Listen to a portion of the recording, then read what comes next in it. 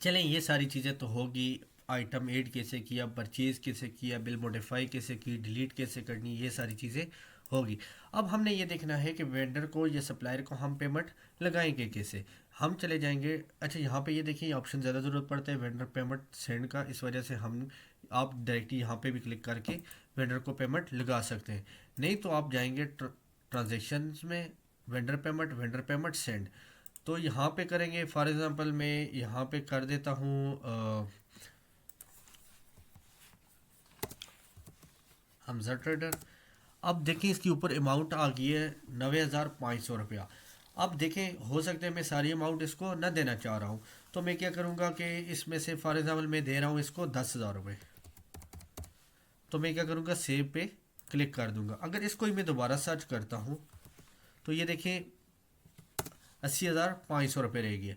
अब यहाँ पे अक्सर कस्टमर ये सवाल करते हैं कि हम कैश में से नहीं, उन्हें बैंक में से अमाउंट भेजना चाह रहे हैं, तो वो हम कैसे करें। तो आप ऐड के सेक्शन में जाएं, यहाँ पे बैंक ऐड कर दें।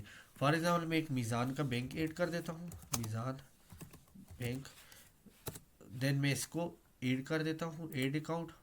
अब मैं इस सप्लायर को बैंक में से पेमेंट कैसे लगाऊंगा। मैं आऊँगा वेंडर पेमेंट सेंड पे, मैं उसको सर्च करता हूँ हमजा ट्रेडर, देन मैं लिख लेता हूँ 10,000 में मज़ीद सेंड करना चाह रहा हूँ, लेकिन इस दफ़ा मैं बैंक में से करना चाह रहा हूँ, कैश में से नहीं करना चाह रहा। ये देखिए कैश है, यहाँ पे मैं डायरेक्ट डिपॉजिट पे क्लिक करूँगा और यहाँ पे मेरे पास मीज़ान बैंक आ जाएगा। ठीक है, अब यहाँ पे मैं कोई भी डिटेल लिख सकता हूँ कि मैंने जो मेरा सप्लायर था उसको मैंने फ्लाई अकाउंट में भेजा था, कोई भी ABC वजह हो सकती है, या फिर कोई ट्रांजैक्शन आईडी आप यहाँ पे लिखना चाह रहे हैं, कुछ भी आप करना चाह रहे हैं तो आप यहाँ पे लिख सकते हैं डिस्क्रिप्शन।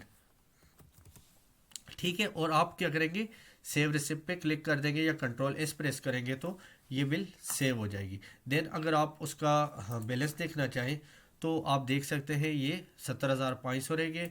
बाकी यहाँ पे सप्लायर की आपको लिस्ट भी मिल जाती है, वेंडर डिटेल, तो यहाँ पर भी आप वो उसे वेरीफाई कर सकते हैं।